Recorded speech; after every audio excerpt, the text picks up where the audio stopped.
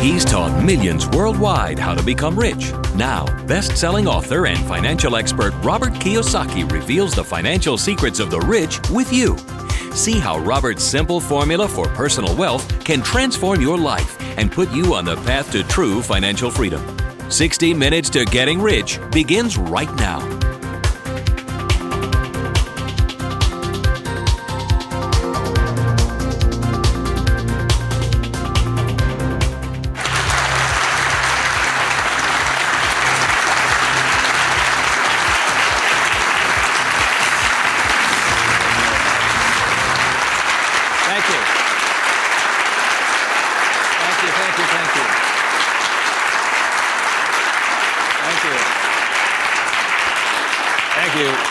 You're very kind. Thank you very much.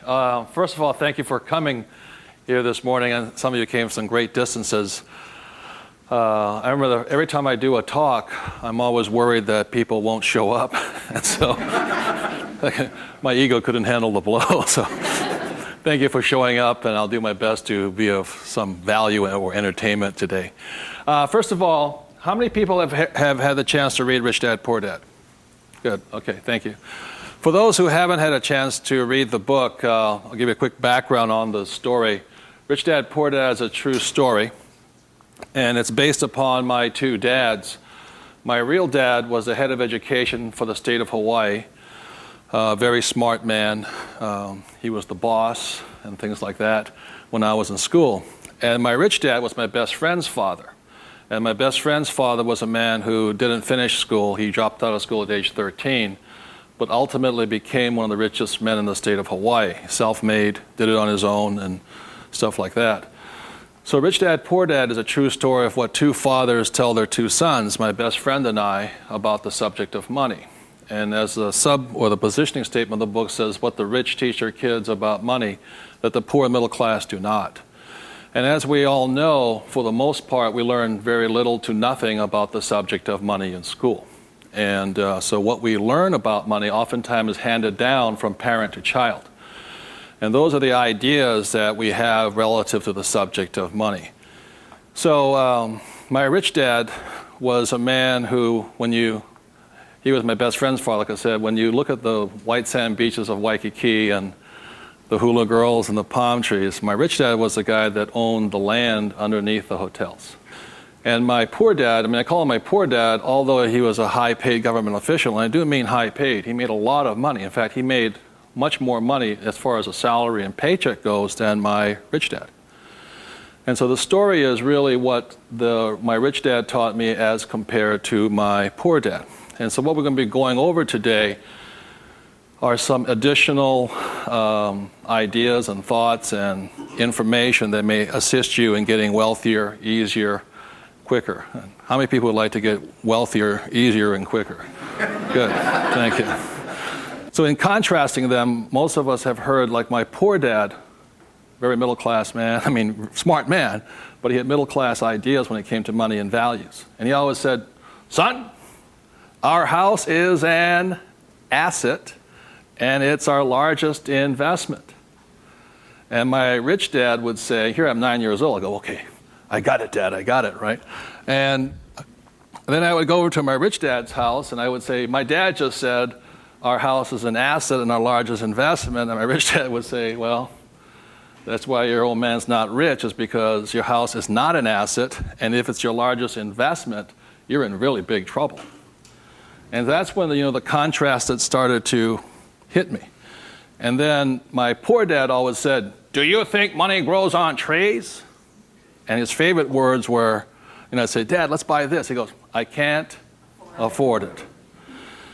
And my rich dad said he forbade his son and I from ever saying the words, I can't afford it. He said, the moment you say you can't afford something, it becomes true. So the power of the spoken word or your thought has the ability to become what you think is real in the world. So if you say, I can't afford something, that becomes your real world or reality. And what my rich dad said instead was, instead of saying I can't afford it, simply say, how can I afford it? Or in school, a lot of times, I'd say, hey, Dad, guess what? I'm going to be a millionaire. He goes, you can't do that. And my rich dad said, never say you can't do something. Ask yourself, how can I do it? And he said, and just in the switching of those words, if you say, how can I afford it? Your mind opens up to the possibility. And your mind then has to go to work. This is your single most powerful tool you have is the brain. But if you say, I can't afford it, then the thing goes to sleep and it sits there, goes dormant, and doesn't have to do any more work. You're the one who's doing the work then. So those are some of the subtle, differences. My poor dad, the school teacher the head of education always said to me, he says, son, go to school, get good grades, get a safe, secure job, high-paying job, and work hard. And my rich dad said, that's a good idea if you want to work hard all your life. He says, but if you want to get rich, you have to learn how to have money work hard for you so you don't have to work for it. And you also have to learn to buy companies. Don't be the guy applying for the job, be the guy that's handing out the job. But I want to give you something I really say to people, is that there was 3 main points that I think made a difference in my life. And point number 1 is that I realized very early on in life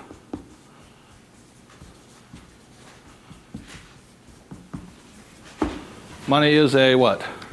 Idea. It's whatever you think it is. Now, when people say, well, how can I get more money? I say, well, just first change the way you think. Change your ideas. Now, that's the good news. That's all you have to do. I realize when I talk to people about money, I'm slamming straight into their ideas. And a lot of times with money, there's several subjects you don't talk about at the dinner table: sex, religion, politics, and money, and whatever. And the reason for that is it's a very volatile subject. Whereas in my family, my poor dad, the school teacher family, was, I'm not interested in money. Money is not that important to me. And began to realize that was my poor dad's idea, was his attitude. Whereas my rich dad always said to me, money is power. Money gives you power. Respect it. Treat it respectfully. So there's all these different ideas about the subject of money. The thing I hear people say is, I'll never be rich. And that becomes a self-fulfilling prophecy, you see. And that's why money, just as an idea, is so, so powerful. And when I talk to people, I oftentimes ask them, I said, what did your parents tell you about the subject of money? Because that becomes real. If you were told, go to school and get a job, see, many of us may not be in the same profession, but we're following the same path. And most people did not come from families that were rich. In America, less than 1 out of 100 people at age 65 becomes rich. In the richest country in the world. 1 out of 100. 4 become wealthy. I think 56% are dependent upon the government or a pension to take care of them. And they start going downhill. So what I had to do, what I'm going to be talking to you about, is I had to watch my ideas, I had to watch what I said, and I had to watch who was giving me the ideas. Okay? Because they're not the same. Like you go to one doctor and they say, eat a low-fat, high-carbohydrate diet. You go to another doctor, they say, eat a high-fat, low-carbohydrate diet. Somewhere you got to make your choice.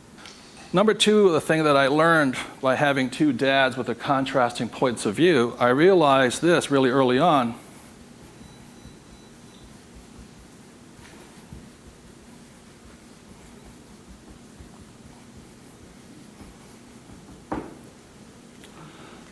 I realized that money doesn't make you what?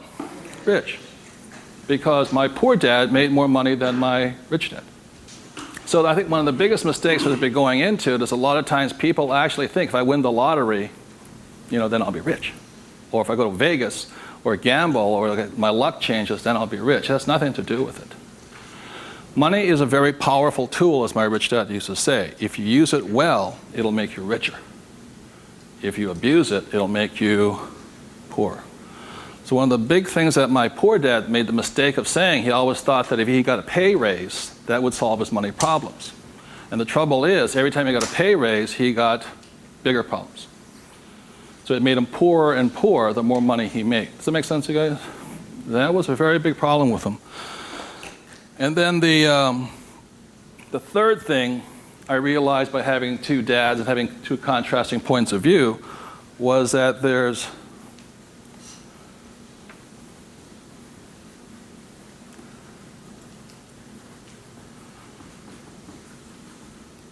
Two kinds of money problems. One problem is not enough money. The other problem is too much money. And they're both problems.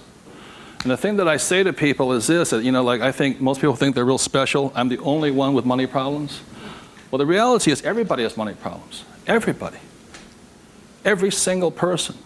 Every company has money problems. Every country has money problems. Every government has money problems. Everybody has a money problem. What makes you rich or poor or middle class is how you challenge or handle the problem.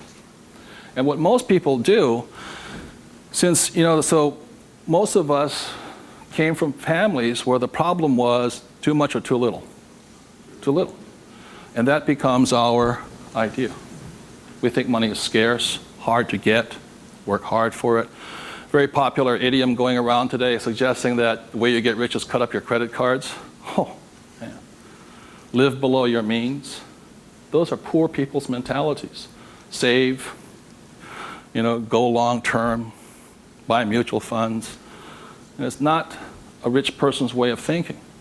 I love my credit cards. They make me happy.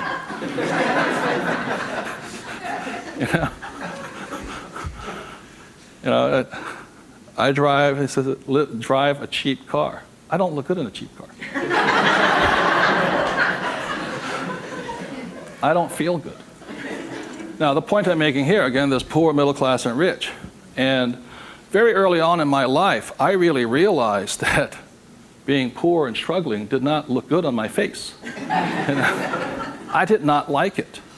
But I grew up in a family that if you were rich, the idea was that you were crooked, evil, not caring, inhuman, not generous, and all that stuff. So if I said I want to be rich, then I went against my family's values. It was tough having that. Now, the other thing I saw was that by my rich dad managing his money well and becoming a business owner and an investor, that he got richer and richer and richer. Then he had a different kind of problem. His problem was too much money. And my rich dad said to me when I was about 18 or 19 years old, he said, son, there's two kinds of problems. Not enough or too much. Which one do you want? And at that point,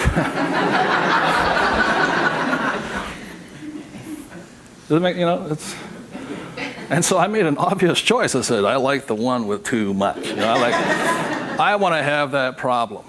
And it's a very big problem. So knowing these three different things, I could make different distinctions and different choices in my life. The big point I want to make today is that money comes down to fundamentally a choice. That's all it is.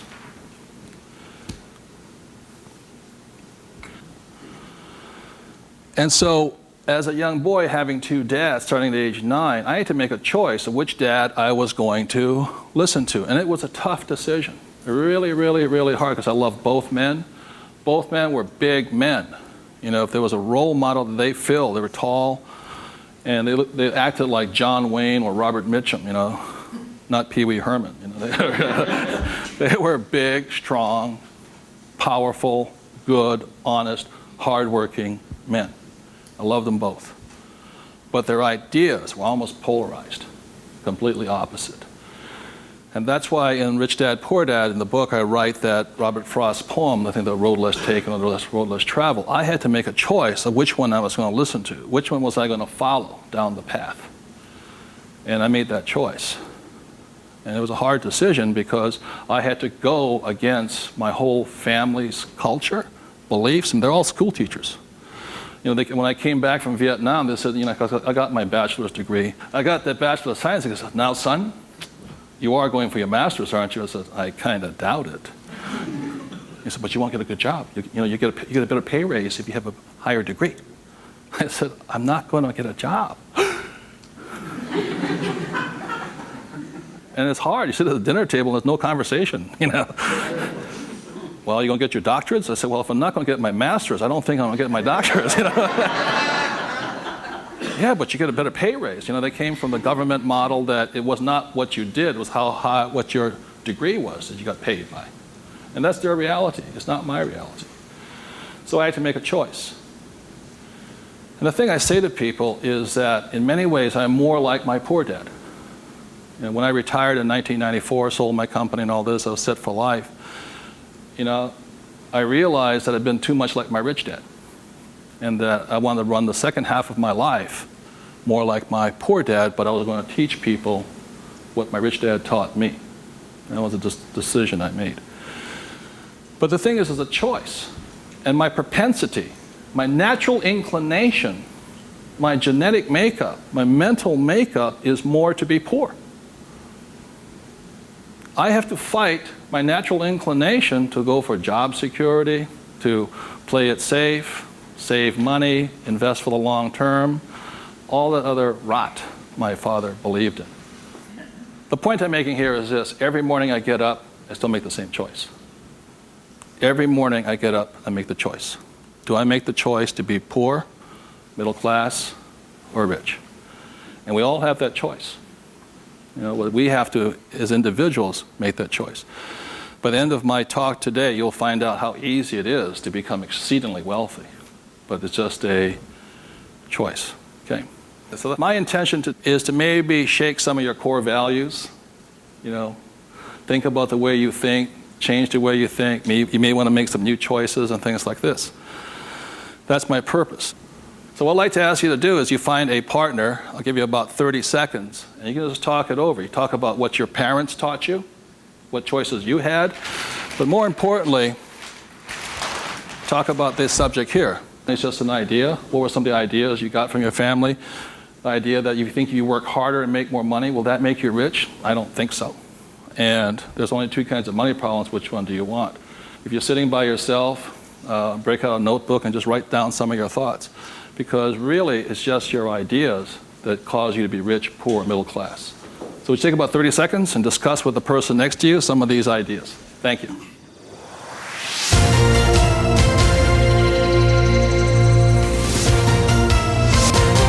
The main point of the book, Rich Dad, Poor Dad, for those who have not read it,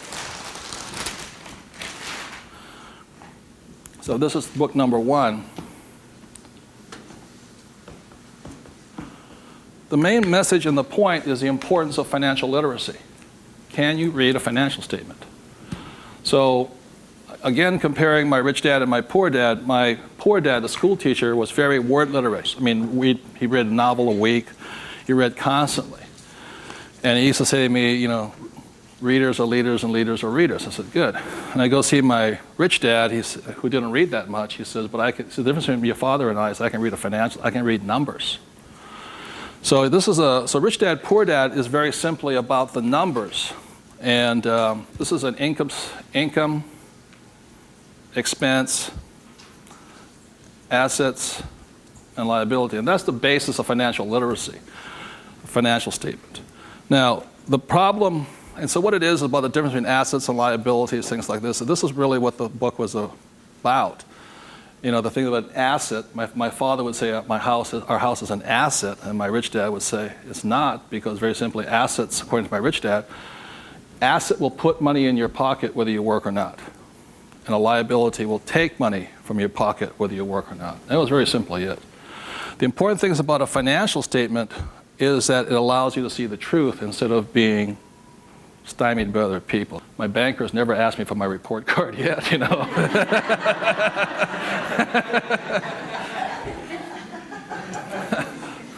And what your banker asks for is your what?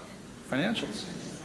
Because what a banker wants to see is your financial intelligence, not your academic intelligence. And both are important. Academic intelligence is important, forever. But so is financial intelligence. So what my rich dad said, your financial statement is your report card once you leave school. And the problem is 99% of the people leave school and they don't have a clue what a financial statement is, much less what a checkbook is. They know credit card, but they don't know much beyond that. And so they're easily swayed with the idea your house is an asset. And that's what gets them in trouble. They can't tell the difference between an asset and a hole in the ground. So that's a big problem there. Okay?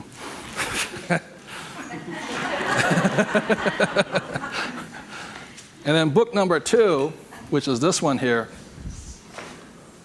was the cash flow quadrant. Quadrant means 4. And And the quadrant was the 4 people that make up the world of business. E stands for employee, S stands for self-employed, B stands for business owner, and I stands for investor. So my poor dad always said to me, son, go to school and get a job. So he was programming me to come here. But I kept saying, but I want to be rich. And my mother says, yeah, don't listen to your dad, My mother was a nurse. And she says, if you really want to be rich, you should become a doctor. They make a lot of money. So my mother was saying become, specialist, self-employed, or small business owner, independent. You hear people say, if you want to be successful, get a profession. Something you can fall back on. Become a plumber, electrician, attorney, accountant, something you can fall back on. Because these guys are the smart guys. These are the people that become doctors, lawyers, accountants, and they're really the brains of the class. My rich dad said to me, Robert, you make a lousy employee. You can't follow orders. You don't like sitting still. And you're not very smart. I said, right. He says, you'd be very good over here. He says, because these guys aren't that smart. And that's the truth. That's why some of the richest people on earth are over here, because they're not smart. But they know how to surround themselves with smart people. And that's one of the biggest differences. And the other part is the investor. And the investor uses a different mentality, different emotions. The investor wants their money to work for them. And their words are, what's my return on investment? How soon do I get my money back? See, most people have the money in a 401k. That's not an investment plan, it's a savings plan. An investor would not do that because it ties that money up too long. I want my money in and I want my money out. I want to know when it comes back to me. It's called velocity. How soon do I put it in? How soon does it come back? Savers put it in and they leave it there forever. It's a different value system. My rich dad said, you always tell an employee by their words. They use the same words all the time. He said, an employee will always say, I'm looking for a safe, secure job with benefits. Always. My rich dad also said you can always tell a self-employed person because they'll say such things as, I'm going to charge you 6% commission, like a real estate salesperson, or $100 per hour, or I'm going to charge you for the job by this much. So they go, for these people, time is money. And the business owner, what they say, I'm looking for the smart people, best people, I'm looking for the best system. They don't, because they want to move on and start another business. They want to have multiple corporations. Very big difference. And an investor says, I want an ROI. Now, the theme song for the self-employed, the difference between the small business owner and the big business owner is very simply this. A big business owner, if they do the job right and build the company, they can leave. And when they come back, the company's doing better without them, more profitable because they have the right people running it. A self-employed or a small business owner, if they leave, the income goes where? Down. Or if they have employees, they just ferret out they just take everything, the thing falls apart. So that's the difference. And also the difference between an S and a B is the size of their ideas. Like a lot of times I meet people come up to me and say, I want to start a hamburger stand. One hamburger stand, Whereas the same guy named Ray Kroc comes and says, I'm going to build a hamburger stand all over the world. Difference in vision, idea, and leadership skills. They're very, very different people. And the reason they're different is because emotions. This person here values, it's fear, so they want security. Security drives them hard. So they're fearful. This person over here is lack of trust. And these guys, they're highly specialized. They're also the most satisfying, because they have their own time, their own life, and all this. They're very happy this way, but it has its limitations also. And generally, these people are limited to about $500,000 a year max in here, just because time is money. Over here, it goes unlimited, how much you can earn. So there are very, very big differences in the thing. The investor here, their thing is they're neutral, emotionally neutral. In other words, what that means is they don't care if you're winning or losing. When somebody says, I go to somebody, the stock market's going to crash. But mutual funds get wiped out. They're not neutral, they're reacting. A true investor doesn't care if the market goes up or the market comes down because they're going to make money either way. That's an investor. They really do not care. They know that losing is part of winning. It's called money management, how well you do that and all this. Very, very neutral. And this person over here, the emotion is patience. You have to be patient. These guys want to get paid now. These people may not get paid. I think the average is 3 years, right? They don't get paid. That's why the first question when somebody comes to ask me to invest in their company is, are you willing to work for free for 3 years? I go, no. I said, well, I don't invest with you. Because you're still thinking like this. So those are the emotional differences. Because today, just being an employee is suicidal. Today you have to be employee plus an investor. You can be self-employed plus investor. Okay, you have to be on both sides of the quadrant, is what I'm saying, minimum. Whether you're here, here, or here, if you ever want some time off, you have to be an investor today. So very simply on, starting from the age of 9 and 10, I started here and I stayed here. That makes sense, you guys? I stayed here. Because this is my money working hard for me, so I don't have to work hard for money. It's a different point of view. They're very, very different. The rich have the best investments, number one, because they have money. People say, how do you find the deals? Get rich. Because if you have money, they come find you. It's really simple. The thing about this one here, the richest or the fastest game in the world played today, the way to get rich forever has been this one. I talk about in this book how my rich dad went and bought one of the best pieces of white sand beach in Hawaii. And I said, how did you afford that? He wasn't making any money. He didn't have a job. He says, how do you afford the best piece of beach in Hawaii? He says, personally, I can't afford it. See, none of these people could afford it either. It was about $10 million. Individually, you cannot afford it, but your business can afford it. It's one of the biggest secrets of all. So the reason I started here and learned to build businesses so I could invest. So I can take down bigger and bigger properties by this. Individually, I cannot do that. I don't earn enough money as an individual, but my company can. So the thing about the third book, which is Rich Dad's Guide to Investing, is called the 90-10 Rule of Money. The 90-10 Rule of Money is very simply says is this, is that 10% of the people always make 90% of the money, always. That's a very big part of it. And a big part of the investment book is how do you take your idea, build a business around it, and take your business public.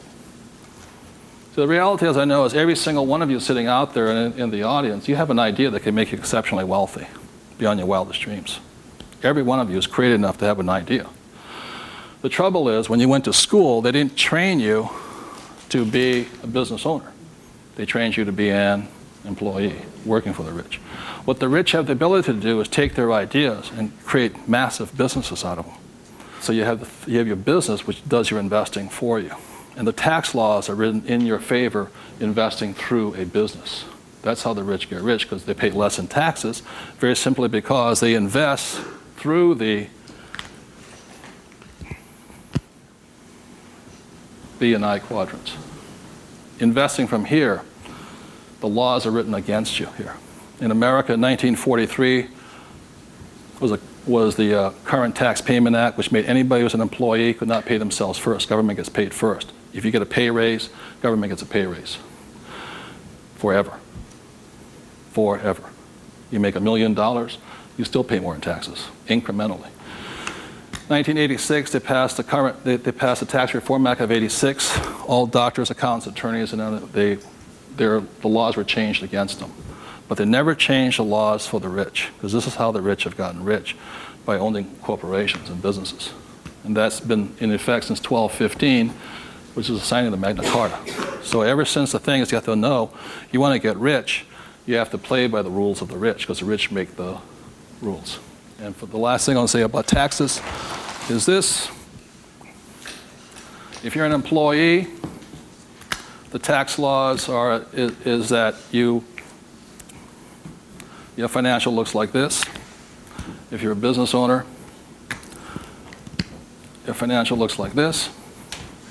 And the big difference here is this, is as an employee, your first line item expense is tax.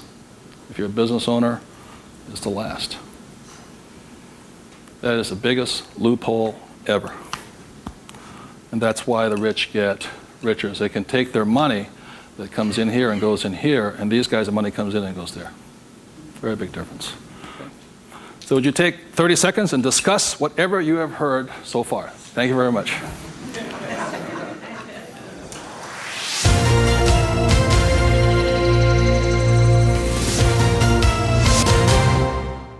one of the ways I understand that money does not make you rich, when I was in my 20s, late 20s and early 30s, I became a millionaire.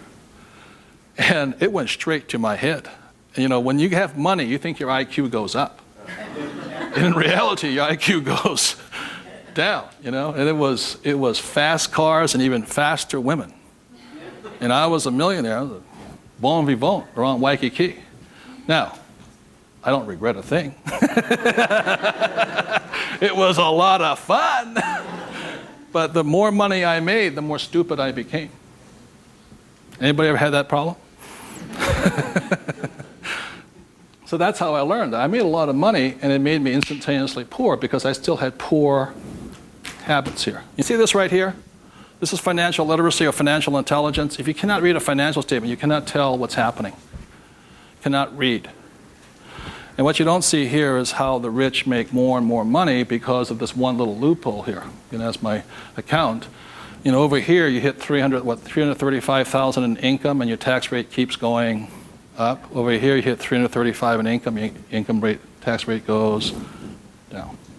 The laws are written for the rich by the rich. Period. So very quickly I'll go into a financial statement, and this is the basis of wealth here.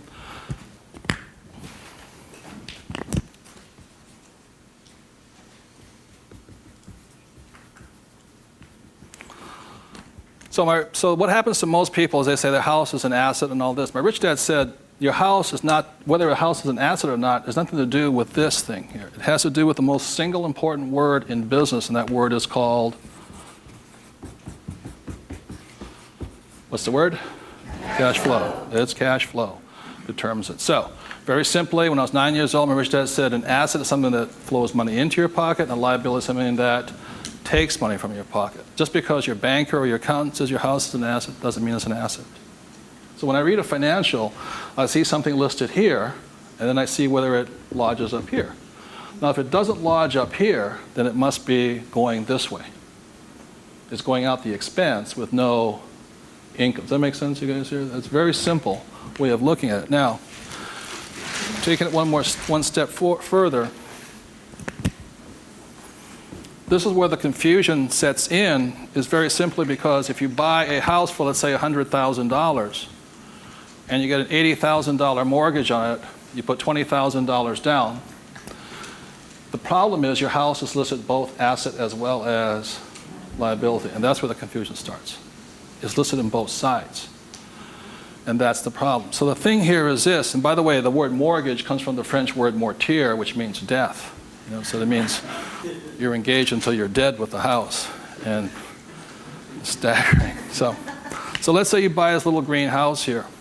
Okay. The way you know it's an asset or liability is, let's say I use it as a rental property, and after paying all taxes, you know, taxes, insurance, and expenses, and all this stuff, I make $100 a month. It shows up over here under income of $100 a month. Now, if let's say I have a tenant who trashes the place, doesn't pay me rent, takes me a year to evict the bugger, immediately that house becomes a what? Liability. So the house can be either asset or liability, but it's not because it's an asset or liability listed here. What determines if it's an asset or liability is income and expense. So what makes a person struggle financially is that what they do is they go out and buy a house, and they call it an asset. So you have a house mortgage over here. You buy a car, you call it an asset. You buy yourself a Gucci suit, that's called an asset. You get a gold watch, it's an asset, and all this.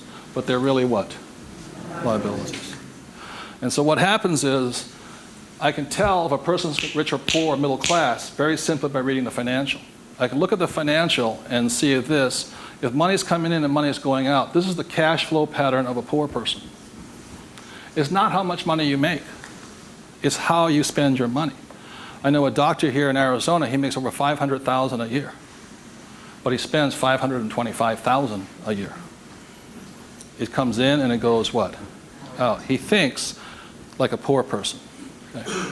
The average middle class person, because they have a job and the bankers like people with jobs and all this, they get all this stuff. This is their cash flow pattern. They have huge long-term liabilities. They're illiquid. Okay? And this is the cash flow pattern of the great middle class who think they're rich. My rich dad said, it's just because you live in a big house, have a nice car, and wear nice clothes, doesn't mean you're rich. You could be broke, more poor than the poor person. So the difference for me was that I spent my life learning how to acquire assets. So I don't need a job. The object was never to work for money. It was to learn to acquire assets that put money in my pocket, either stocks, bonds, real estate, businesses. So this is the cash flow pattern of the rich. The question, the way to find out how rich you are is this: is let's say you're married, husband and wife. If the two of you stop working, what happens? See, if my wife and I stop, income still keeps coming, because it's not dependent upon us working. The average person, all their assets, they realize if they stop working, are really liabilities. As my rich dad said, assets feed you if you stop working, liabilities eat you. And the reason they can't stop working is because the liabilities eat them.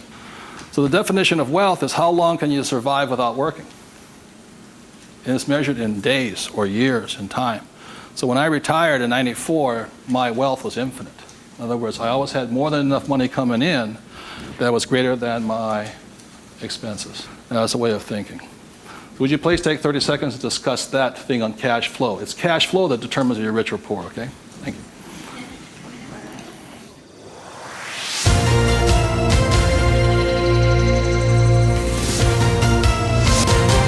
So one of the things I'm going to be clear on this is whether you're an employee, self-employed, business owner, or investor, the most important thing is this asset column here is your business. One thing my rich dad said, you got to mind your own business. When you become an employee, you mind somebody else's business. You self-employ, you're oftentimes helping somebody else's business. So regardless of where you are, this is your business here. Like I talk about in Rich Dad, Poor Dad, somebody says, what profession are you in? So what business are you? I'm a banker. So well, that's their profession. It's not their business. This is your business. And your business, you should be an investor. Managing your own portfolio, acquiring your own assets, be it business, real estate, or paper, like stocks, bonds, and mutual funds. So what we're taught in school is not to mind our own businesses. We're taught to mind everybody else's business. And that's my message, is mind your own business. That's how you get rich, okay? So moving on, last thing is this. So when a banker says to you your house is an asset, he's not lying to you. He's just not saying whose asset it is. It's his asset, right? So when you go across town, you go to your friendly banker, and you'll see that your mortgage is listed under what? Their asset column. So that's the fact right here. It's mortgage here. And the way you know it's an asset, and they list it that way. I'm not telling you something, that they list it that way. The way you know it's an asset is because your mortgage puts money in their pocket. And your mortgage takes money from your pocket. You see, it actually goes like this. It's a complete circle. Now, so that's why they're not lying to you. It's just they're not saying whose asset it is, it's theirs. Now, the other part about it is when you save money over here, it's really your asset. Now, if a balance sheet must balance, it has to balance someplace else. You go to the bank, where does it balance? Bank. But is it their asset or their liability? It's their liability. Your savings are their liability. Notice that? Because they have to pay you money for your money. And it's cash flow determines that. Now, if you notice something else too, you get tax incentives to be in what? Debt, and you're taxed for having savings. And that's why I say, how can we tax savings? Is because you're not smart enough yet. The banks know, political action committees, they control, the rules are written by the rich. I'm not saying I love my bankers. I love them dearly. But you have to know the difference between assets and liabilities, and whose rules are you playing by? Poor, middle class, or the rich? Got it?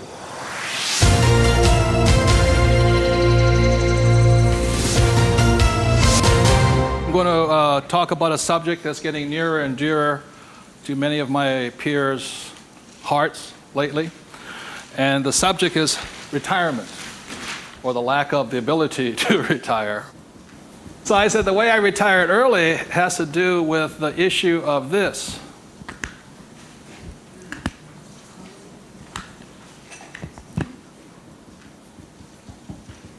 Debt versus what? Equity. The reason I could retire early was because I'm in debt. I borrowed my butt off to retire early. The average person is going to take to 65, 75 as long as possible because they're trying to retire on what? Equity. In other words, they're going to try and use their hard-earned cash to retire, where I would rather use the bank's money to retire. So I am in debt up to my eyeballs. Because the reason is I know some of you out there, because I'm sure some of your parents told you to get out of what? Debt. Well, that's not that intelligent. Because you have to know there's good debt and what? Bad debt. And most people are loaded with what? Bad debt. And if you want to get rich, load up with what? Good debt. And the question I asked those bankers, I said, let me ask you this. How long would it take you to save $1 million? I'll ask you guys, how long would it take you to save $1 million? A couple of years at least, right? Yeah. How long does it take you to borrow $1 million? About 10 minutes. If you have good financials. And that's the difference. And that's the price people pay for not being educated in this world, to think that they have to work hard, save money, and finance your retirement on equity. I'd rather do it on debt. And the way I do it on debt is my banker will always lend me money on a thing called real estate. Always. They will not lend me money to buy stocks, but they will lend, even if it's bank of what stock, their own stock, they won't lend me $1 million for 30 years at 8%. But I find a commercial building, $1 million, 8%, 30, they'll all day long. The thing that scares me right now is never have so many people in the history of the world bet their retirement on the stock market. And they've bet real money. Am I correct? And trust me, the market will crash. Always has and always will. Now, those taking deep breaths right now, it's because you're not, because that should be good news. Because if it crashes, that's when you get rich. But the people who have been trained to think of playing it safe and all this, they're going to be in terror. Completely different point of view. So the point I'm making here is this: one of the reasons I wanted to get educated, understand cash flow, play the game, was just so I could borrow money faster. When my poor dad always said to get out of debt. Debt was bad. So I just called, I just called my broker down the street here. I said, I need 2.4. He says, come in and sign the paperwork. That was it. 2.4 million, just sign. Now, because I can take that money and make 10 million out of it, the average person will go on vacation with it. Or buy a big house, or buy a boat. It's called fiduciary responsibility. If you can prove you know how to manage your money and you have the good financials, plus you have a couple of million in cash, they'll lend you all the money you want. Because they know my problem is too much money. And the reason I buy real estate is because I get more tax breaks. Real estate is a game of the rich, not paper. It's a really interesting world. So what I'm going to go into is how you can get to the point where I'm not recommending just go out and borrow today, especially if you have no education. I spent 40 years getting here to the point where I can call my broker up. Before, 10 years ago, I'd call them up and they'd laugh. How much do you want? But I took that as a feedback that I had to improve my financials. Does that make sense to you guys here? To the point where they would say yes. So the difference between my poor dad and my rich dad was this. My poor dad always said, get a high-paying what? Job. Big mistake. Because the trouble with a high-paying job is you get taxed. So my rich dad said, that was my poor dad, high-income job. That was the key to success. That's a very middle-class, pedestrian point of view. The rich know this. It's not how much money you make. It's how much money you keep. You've got to keep it. It is not how much you make. It's how much you keep. It's called the income to expense ratio. In other words, how much drops to your bottom line. Does that make sense to you guys here? How much drops? So the minimum is 30%. So you're making $1,000. The minimum that can drop is 30%. If you're not going 30% to the bottom line, in other words, this way, and you don't have to do it, I'm just giving you the ratios that work. If you have $1,000 coming in this way, then 300 needs to hit here somehow. That's the ratio. The average person, you know how much is hitting here? Nothing. That's why they're poor. They're making more and more money, a high-paying job, I went to the university to get a high-paying job. And I'm now at GS-19, and I'm getting more money, but less is dropping here. Does that make sense, you guys here? Because they're buying more what? Liability. It's called the income-to-expense ratio. How much is dropping? That's what counts. I listened to Sir John Templeton. He said when he first got married, for every 1,000 that came in, 500 hit here. That's what makes the rich rich. It's not how much they make, it's how much they keep. It's a matter of focus. And my poor dad always said, I'm making more money. My rich dad says, I'm keeping more money. Big difference, huge difference in long-term wealth. It's how much is hitting this here. So the thing I have is an exercise that'll prove that anybody can be rich. And when I was a little kid, my rich dad gave me one of these. He gave me 3 of these little things. They're called what? Piggy banks. So if you want to get rich, go out and buy 3 of them. Okay? 3 piggy banks.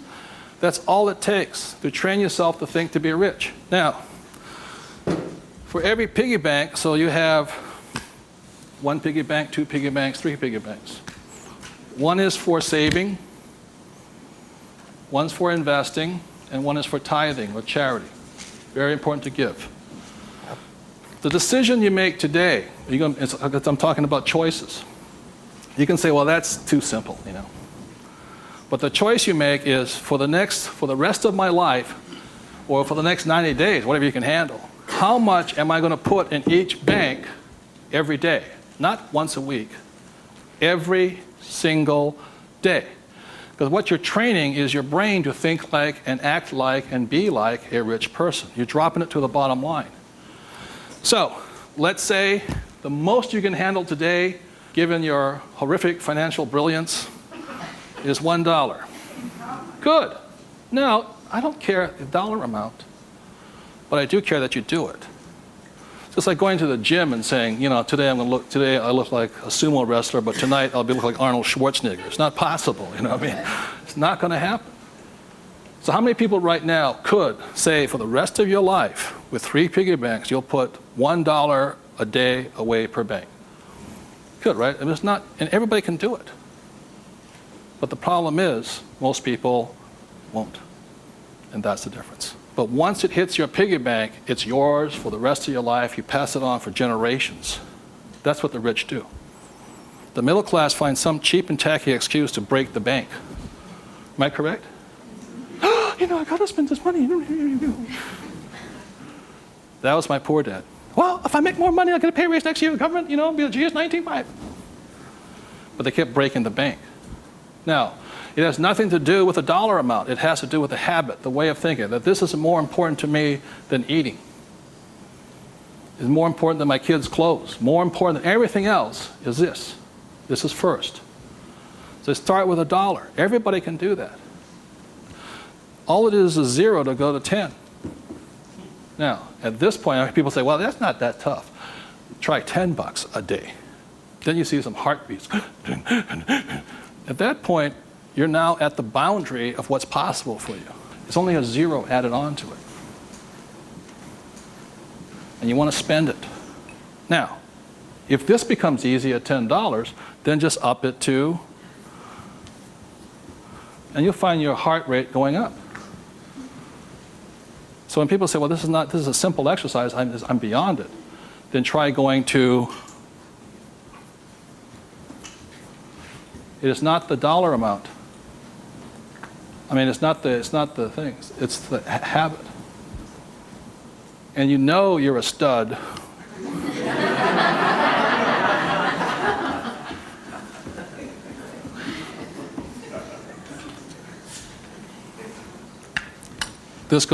This never spent.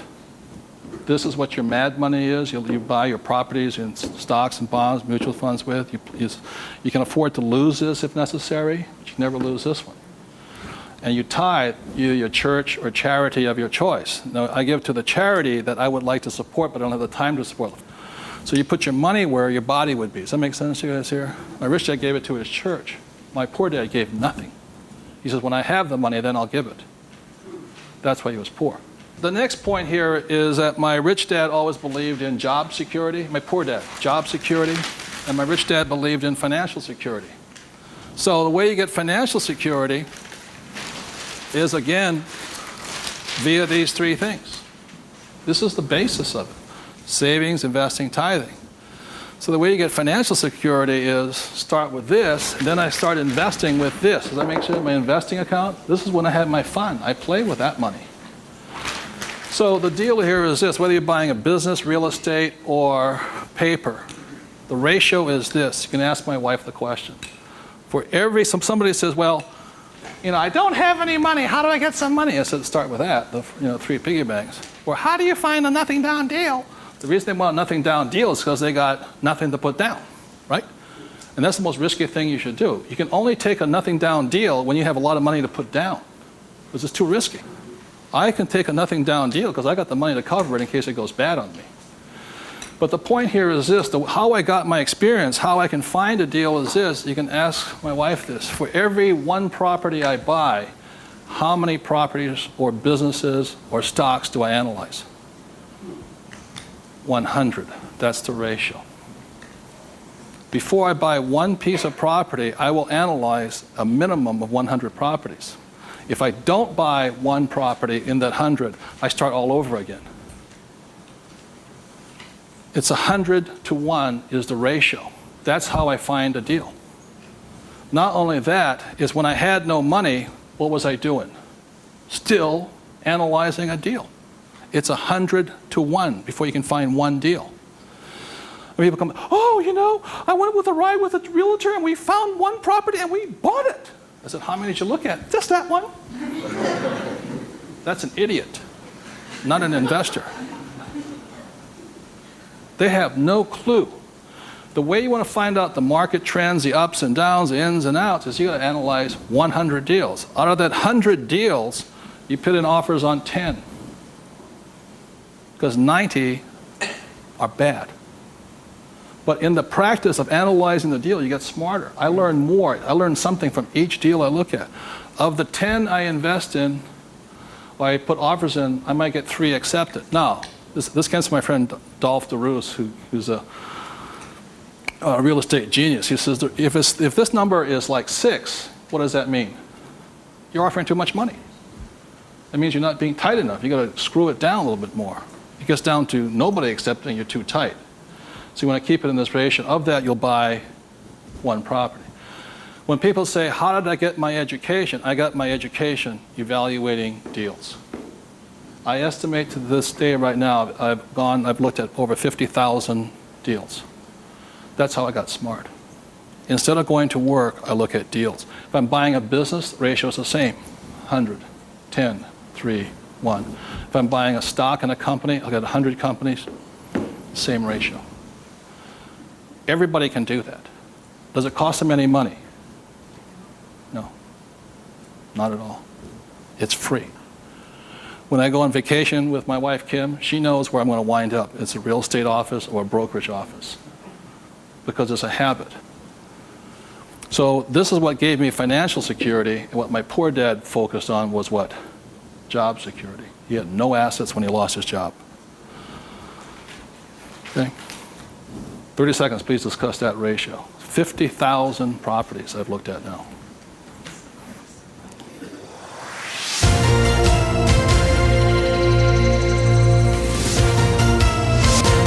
I'm going to do one last thing that, in my experience, keeps most people poor or struggling financially. So you remember the 3 piggy banks? That gives you the money. Doing this, 100 deals. The reason I don't have a job is because it would interfere with me looking at deals. I don't want to do that. I'm looking at a deal constantly. That's the people that work with me constantly. That's all I'm doing is tracking down deals. It's a waste of time to work. I don't get rich. So that's the thing. The second part is most people don't have the time to spend the time to get rich. They're too busy working for the money. And the third part is most people say it's risky or it's fearful or they chicken out. They see a deal. Even if they see it, they back out. And I've seen so many people do it. And the reason for that is because if this is an iceberg, okay, most people, they say, I'm going to get the 3 piggy banks, I'm going to look at 100 deals, but it comes time to put the money, we call go hard on the dollar. Got to go hard. If this is your conscious mind, let's say, this is your what? Subconscious. Money, sex, politics, religion. This thing takes over. I have seen people go, I might lose money, when the stock market crashes, and what if this is bad, and I'm going to call my accountant, my attorney. This talks. I see him walk away from it. Well, I'll think about it. It doesn't cost you anything to buy a piece of property. Nothing. It costs nothing. It's called you put an option down on it. I sit there and say, well, you want $1 million? I said, here's a $20,000 check. Don't cash it for a week. I'll see you. I option it. Same as in the stock market. Option. I don't use the thing. It doesn't cost you any money to buy a piece of property. But people will talk themselves out of it. Instead of interacting, these guys are reacting. And it's really tough here in Arizona, or you don't know what it's like to be in New York. I'm going, it doesn't make any difference, because the problem is between your ears. Because the fears come up, they start talking. You can't talk to these people at that moment. They're like, and the reason is because of the magic word. What is it? Fear. And what happens to the average person, fear stands for false evidence appearing real. And what I mean by false evidence is that if this starts talking, they'll start gathering the evidence to make sure that it's real. Well, you know that most businesses fail. Let me show you the facts, and let me show you the stats. See, they're looking for all that false evidence. They'll validate, they'll justify it. They'll call their mother, their sister-in-law, their brother-in-law. Yeah, we agree with them. Am I right? Yeah. They'll make it real. It's not real. Like, I got crucified that said, that the 9 out of 10 businesses fail. I said, that's correct. Yeah. Most of them fail, but one makes it. I said, look, I failed twice. Twice I was part of the 9, but once I made it to the 10. The difference between you and me is you haven't failed at all yet. Yogi Berra once said the great thing about the National League is that if you strike out 7 out of 10 times, you're in the Hall of Fame. So the biggest mistake was by my poor dad, my rich dad, this did his thinking for him. He could give you all the reasons why you fail. When I failed, I felt terrible for about a year. It was horrifying. I lost millions of dollars. Self-esteem, I was homeless again, on the street and all this. But once I got that back, I was stronger. Then I failed the next time. Oh, but 6 months depression. Third time I hit it. Difference is my poor dad said, you failed. My rich dad says, you haven't failed enough. There is a difference. And my rich dad also said, failure is part of success. People who avoid failure also avoid success. So your biggest expense is not what you spend. Your biggest expense is the money you're not making because you're afraid. So the thing that my rich dad taught me very early on, called fear.